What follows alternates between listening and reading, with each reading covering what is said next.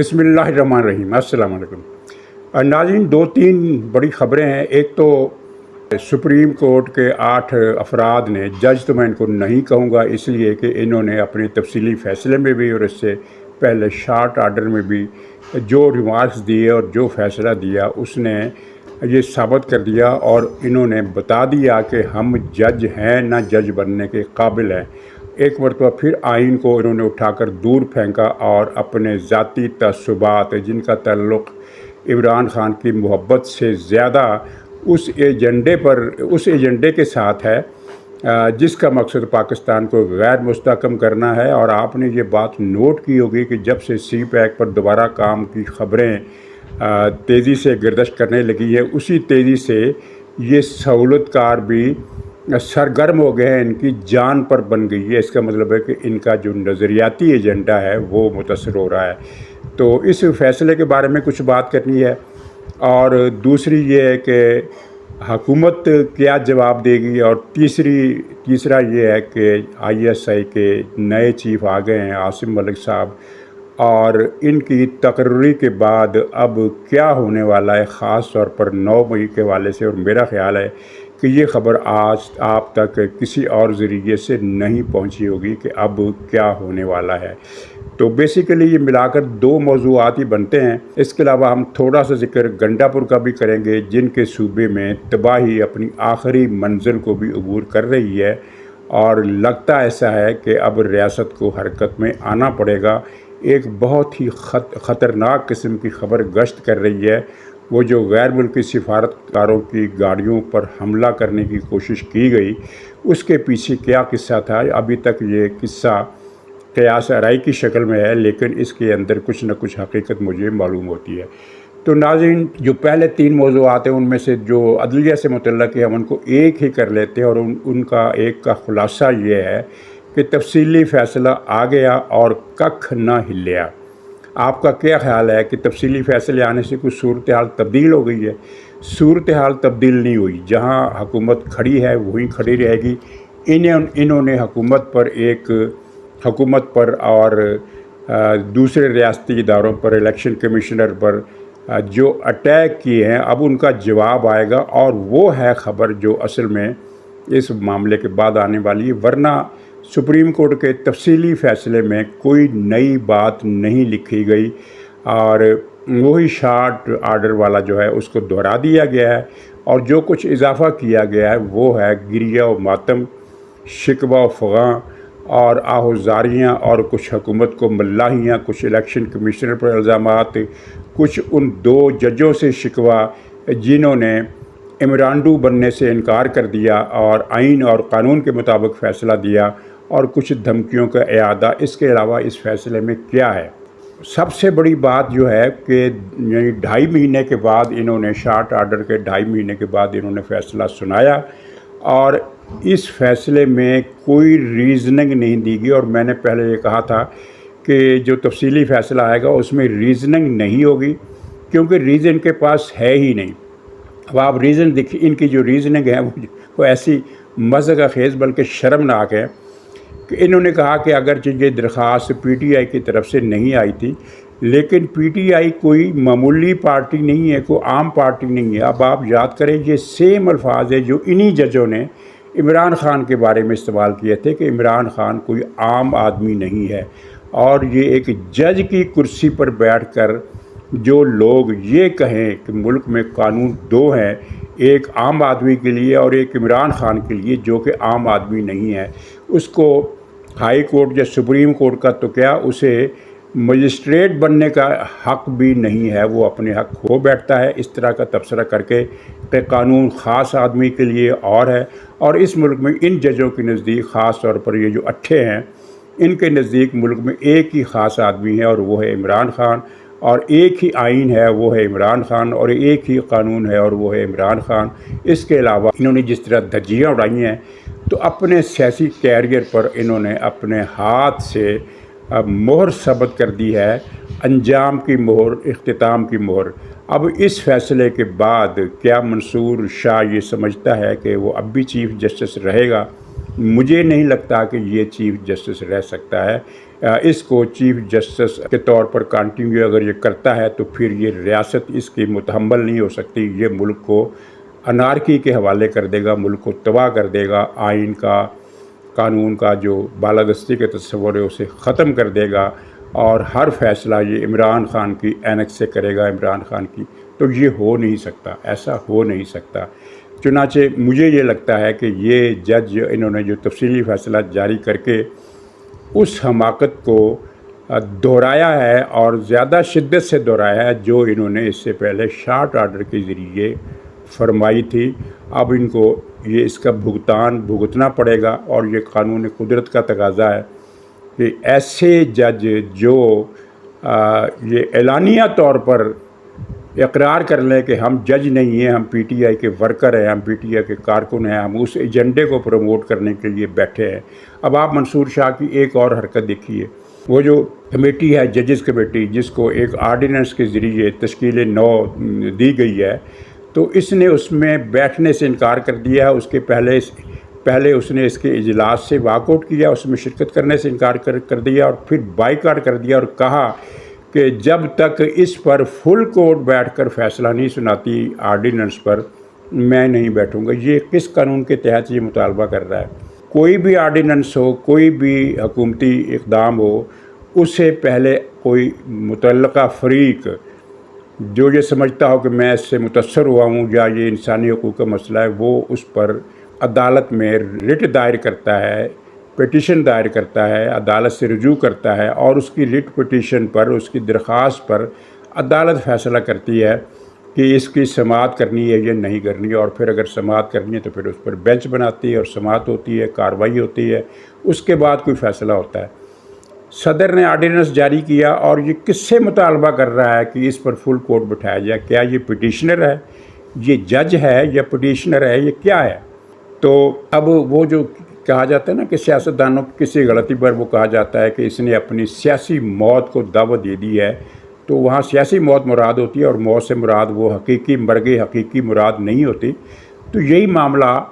ان ججوں نے بھی کیا ہے، خاص طور پر ان میں سے 3-4 نے۔ اور جناب میں آپ کو بتاؤں کہ نلہ صاحب نے اس تفصیلی فیصلے میں بھی یہ کوشش کی تھی کہ اس میں سینٹ کا الیکشن اڑا دیا جائے اور صدارتی الیکشن اڑا دیا جائے، اور پی ٹی آئی کے جو رپورٹر ہیں پی ٹی آئی کے، اور خاص طور پر جن کو انہوں نے تازہ اپنا ترجمان رکھا ہے، پی آر او رکھا ہے، وہ پرسوں رات اور کل سارا دن یہ بتاتے رہے، کل سارا دن نہیں، کل صبح تک یہ بتاتے رہے کہ آج جو فیصلہ آئے گا اس میں سینٹ کا اور صدارتی الیکشن کا قصہ تمام ہو جائے گا، ان کو اڑا دیا جائے گا۔ لیکن بہرحال ایسا نہیں ہوا، اور یہی وجہ ہے کہ ان میں سے پھر ایک رپورٹر جو تھا، ان کا پی آر او یا ان کا پی ٹی آئی کا کارندہ، وہ یہ دھیمے سروں میں یہ شکوہ کرتا پایا گیا کہ ان ججوں نے تو بڑے تحمل کا مظاہرہ کیا ہے، وہ کچھ نہیں کیا جس کی اینٹیسپیشن ہم لوگ کر رہے تھے یا کچھ لوگ کر رہے تھے، وہ کچھ نہیں کیا، وہ کچھ کر بھی نہیں سکتے تھے۔ اگر کرتے تو اینٹ کا جواب پتھر سے نہیں، پتھر کے تودے سے آنا تھا، اور وہ اب بھی آئے گا۔ اور حکومت جو ہے، یہاں میں نے ایک تبصرہ سنا کہ حکومت بڑی پریشان ہے اور بڑی وہ ڈیسپریٹ ہو گئی، ایسا کچھ نہیں ہے۔ حکومت کے لیے صورتحال ویسی ہی جیسے پہلے تھی۔ ہاں اب یہ ہے کہ اب آئینی ترامیم منظور کرانے کا جو پروجیکٹ ہے، جو پلان ہے، جو اسکیم ہے، وہ اس کو جلد از جلد مکمل کرنے کی کوشش کی جائے گی، اور وہ ترامیم ہو جانی ہے اور بہت جلدی ہو جانی ہے۔ اب دن نہیں دیا جا سکتے، کیونکہ دن دینے کی پریڈکشن اکثر غلط ثابت ہوتی ہے۔ اکثر کوئی بھی کرے کہ 1 ہفتے میں یہ کام ہو جائے گا، 10 دن میں یہ کام ہو جائے گا، تو بعض اوقات اکثر اوقات یہ ہوتا ہے کہ وہ اس طرح سے نہیں ہو پاتا، زیادہ دن لگ جاتے ہیں یا کم دن لگ جاتے ہیں۔ جیسے کہ ایک مرتبہ یہ طے تھا کہ اتوار کو یہ ترامیم ہو جائیں گی، اور یہ 100% رپورٹروں کی خبر تھی کہ اتوار کی شام تک یہ ترامیم بہرحال ہو جانی ہے، لیکن وہ نہیں ہو سکا، اور معاملہ بظاہر اس دن غیر معینہ مدت تک کے لیے ملتوی کر دیا گیا، کیونکہ مولانا فضل الرحمان صاحب نے کوئی جو سیکنڈ تھاٹ کی، جس کا پس منظر میں نے آپ سے عرض بھی کر دیا تھا، تو ایک صورتحال بدل گئی۔ لیکن یہ جو کچھ چیزیں ہوتی ہیں پیچھے کیا ہو رہا ہے؟ پیچھے یہ ہو رہا ہے کہ یہ کام ہونا ہے، اچھا یہاں سے رکاوٹ آ گئی، ٹھیک ہے، اس کو یہاں سے بدل کرو، اس کو اس تاریخ کو وہاں تک لے جاؤ۔ جو طے ہو گیا ہے وہ طے ہو گیا ہے۔ اور طے یہ ہوا ہے کہ ریاست کو غیر مستحکم کرنے کی اور انارکی پھیلانے کی اور سی پیک کو رکوانے کے لیے اسرائیلی پلان کی، امریکی اور بھارتی پلان کی اور ایرانی پلان کی کوئی بھی کوشش کامیاب ہونے کی ناکام بنا دی جائے گی۔ یہ چیزیں طے ہو چکی ہیں۔ تو بہرحال فیصلے سے اگر حکومت کے پس منظر سے دیکھیں تو کخ نہیں ہلیا، لیکن اگر ان کو پس منظر میں ڈالیں اور پھر کو رائے دیں تو پھر پتہ چلے گا کہ اینٹ کا جواب آنے والا ہے۔ ناظرین، دوسرا موضوع ہمارا یہ ہے کہ ISI کے چیف بدل گئے ہیں۔ نوید انجم صاحب کی جگہ عاصم ملک صاحب نے لے لی ہے۔ عاصم ملک صاحب کے بارے میں جو شہرت ہے وہ مجھے بتانے کی ضرورت نہیں، وہ آپ نے اخبارات میں بھی دیکھ لی، ٹی وی چینلز پر بھی دیکھ لی کہ پروفیشنلی ان کا کیریئر کیسا تھا اور ان کی تعلیمی قابلیت بہت زیادہ ہے، اس طرح کی باتیں، اور وہ پروفیشنلی ایماندار بھی ہیں۔ ان باتوں میں صداقت ہو سکتی ہے اور صداقت ہے بھی، لیکن ان فکروں کو دہراتے ہوئے اچھا مجھے اس لیے نہیں لگتا کہ ہمارے ہاں رواج ہے کہ جو بھی اتنی بڑی پوسٹ پر، خاص طور پر ISI کے چیف کی پوسٹ پر جو بھی آتا ہے تو اس کے لیے میڈیا میں ہمیشہ اسی طرح کے تعریفی کلمات ادا کیے جاتے رہے ہیں، اور یہ ایک کوشش ہوتی ہے صحافیوں کی طرف سے کبھی ان کے ساتھ پرسنل تعلقات بنانے کا ایک جواز مل جائے کہ جناب دیکھیں میں نے آپ کی کتنی تعریف کی تھی، لیکن بہرحال یہ اندازہ تو ہو ہی جاتا ہے کہ پھر کون کتنے پانی میں ہے، کس کی کیا صلاحیت ہے،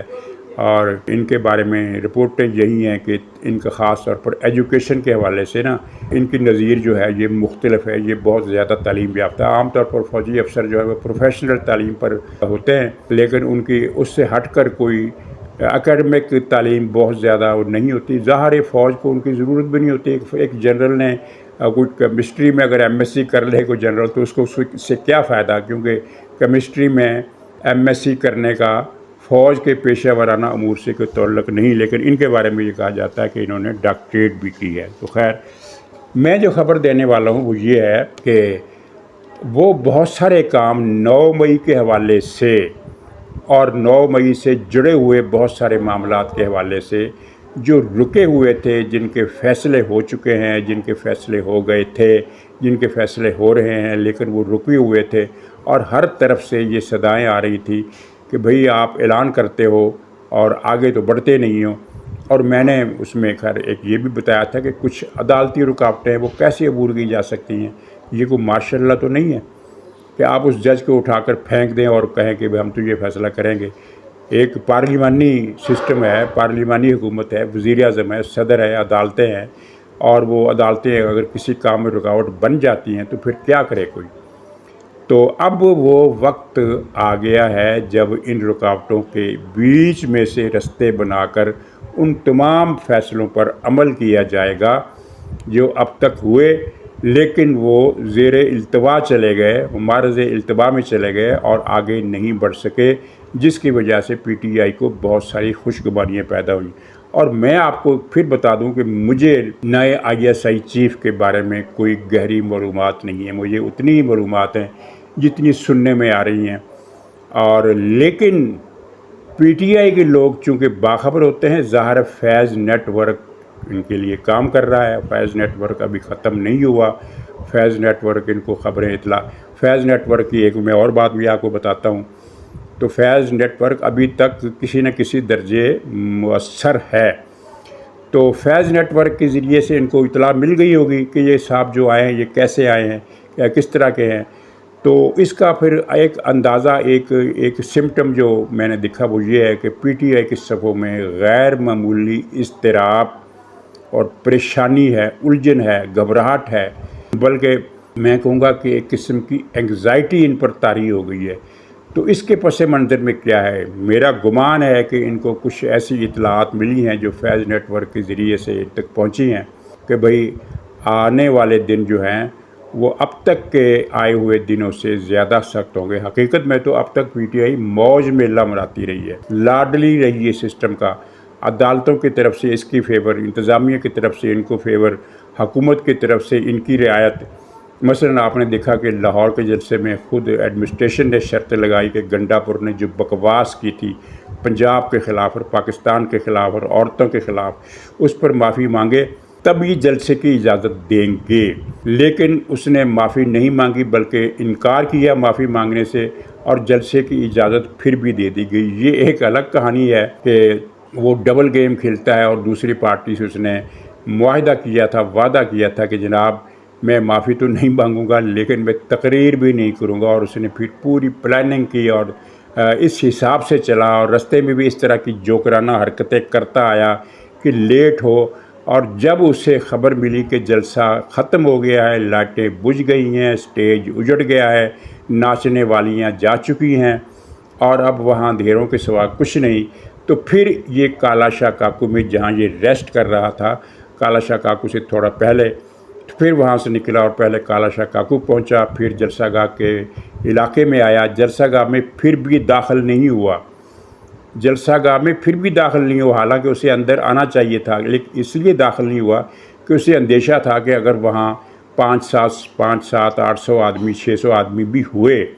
اور انہوں نے مجھے گھیر لیا کہ تقریر کرو، تو تقریر مجھے کرنی پڑے گی، اور پھر لوگوں نے یہ تو نہیں دیکھنا کہ جلسہ گاہ میں 500 آدمی تھے، وہ تو مائک پر نشر ہو جانی ہے، وہ تو یوٹیوب پر چل جانی ہے، ہر آدمی نے دیکھ لینی ہے۔ تو اس نے جلسہ گاہ کے اندر آنے کے بجائے باہر سے ہی یہ واپس چلا گیا، اور وہاں صحافیوں کے ساتھ اس نے کہا کہ میں نے حاضری لگا دی، السلام علیکم، اور یہ 2-3 فقرے کہے اور چلا گیا۔ تو یہ ڈبل گیم کی وجہ سے، لیکن انتظامیہ کی طرف سے بہرحال کمزوریاں ہمیں نظر آتی ہیں۔ یہ پی ٹی آئی لاڈلی بنی ہوئی ہے۔ اور فیض نیٹ ورک میں آپ کو ایک بات بتا دوں کہ ایک بیکری والا ہے جو اس کا ٹی وی 24 گھنٹے اپنے ہر پروگرام میں پاکستان کے خلاف مسلسل زہر افشانی کرتا ہے۔ اس نے چند مہینے پہلے کی بات ہے، میں نے آپ سے عرض کیا تھا کہ اس نے ایک مسلسل کمپین چلائی کہ بینکوں میں تمام اکاؤنٹ ضبط ہونے والے ہیں اور پاکستان دیوالیہ ہونے والا ہے، اور اس افواہ کو اس نے خبر کی صورت میں ماہرین کو بلا کر ٹی وی پروگرام میں چلایا، اور مقصد یہ تھا کہ لوگ دیوانہ وار ٹوٹ پڑے بینکوں سے اور اپنی رقم نکلوا لیں تاکہ بینک خالی ہو جائے اور پاکستان کا دیوالیہ نکل جائے۔ یہ اس ٹی وی چینل کے مالک کی سوچی سمجھی سازش تھی، اور ابھی تک یہ چینل پاکستان کے خلاف دن رات بکواس والے پروگرام چلاتا ہے، اور اس نے ڈھونڈ کر مختلف اینکر ایسے رکھے ہیں جو ہر پروگرام میں پاکستان کے خلاف زہر افشانی کرتے ہیں، پھولوں میں لپیٹ کر، کبھی کبھی پھولوں کو بغیر ہی، اور یہ کئی ارب روپے کا ٹیکس نہ دہندہ ہے، لیکن اس پر ہاتھ ڈالنے کی جرت نہ حکومت میں ہے، نہ FBI میں ہے، اور نہ کسی اور ادارے میں۔ پولیس اس کے مالک کو گرفتار کرنے کا تصور نہیں کر سکتی، ورنہ اس کے جرائم ایسے ہیں۔ اس کی جو بیکری ہے اس میں ناقص اور غیر معیاری چیزیں ویڈیو سوشل میڈیا پر چلتی رہی ہیں کہ کیک اور جو بسکٹ ہوتے ہیں اور جو دوسرے بیکری آئٹم ہوتی ہیں، ان پر چوہے اچھل کود کر رہے ہوتے ہیں، چوہے بھاگ رہے ہوتے ہیں، چھپکلیاں گھوم رہی ہوتی ہیں، لیکن اس کی بیکری کے خلاف بھی کارروائی نہیں ہوتی۔ تو یہ فیض نیٹ ورک کی کرامت ہے جو اب بھی کام کر رہا ہے۔ تو ناظرین، آنے والے کچھ دن بڑے پرلطف ہوں گے اس حوالے سے کہ پی ٹی آئی کو دکھ بھری خبریں سننے میں ملیں گی، اور ایک خبر آپ نے وہ سن لی کہ چیف جسٹس قاضی فائز عیسیٰ نے وہ 30 تاریخ کو اس ریٹ پٹیشن کی سماعت کا فیصلہ کیا ہے، بینچ بنا دیا گیا ہے، جس میں دفعہ وہ کون سی ہے 63A کی تشریح کی تھی سپریم کورٹ نے، بندیال کورٹ نے، اور جہاں سے یہ موجودہ فساد کا مرحلہ جو ہے، فساد کا جو موجودہ مرحلہ ہے وہ اس سے شروع ہوا تھا۔ اس میں انہوں نے آئین ری رائٹ کیا تھا۔ آئین میں یہ صاف لکھا ہوا ہے کہ کوئی بھی رکن جس کو چاہے ووٹ دے سکتا ہے، اس کا ووٹ گنا جائے گا۔ ہاں، ووٹ دینے کی صورت میں اسے ڈی سیٹ ہونا پڑے گا، اور وہ بھی اس کا بھی ایک فارمولہ ہے کہ پارٹی کا لیڈر ایک درخواست دائر کرے گا کہ چونکہ اس نے پارٹی سے انحراف کیا ہے اس لیے ہم اسے پارٹی سے نکال رہے ہیں۔ تو یہ ایک رسمی کارروائی ہوتی ہے، اور اس کے بعد الیکشن کمیشن پابند ہوتا ہے اس کو ڈی سیٹ کرنے کا۔ لیکن انہوں نے قانون بدل دیا کہ جو پارٹی پالیسی کے خلاف ووٹ دے گا وہ اس کا ووٹ گنا ہی نہیں جائے گا اور وہ ڈی سیٹ بھی ہو جائے گا۔ تو اس کی تشریح پر 30 ستمبر کو، یعنی آج سے 5 دن کے بعد، تو اس کے بعد اس کیس کا فیصلہ ہوگا، اور اس کیس کا فیصلہ بہت ہی اہم ہوگا، کیونکہ اس کیس کے اندر سے کئی اور ریمارکس بھی ایسے آئیں گے جن سے کچھ مزید چیزیں واضح ہو جائیں گی اور کچھ مزید پیچیدگیاں دور ہو جائیں گی۔ تو ناظرین اجازت دیجیے، انشاءاللہ اگلے بلاگ میں پھر ملاقات ہوگی، تب تک کے لیے خدا حافظ۔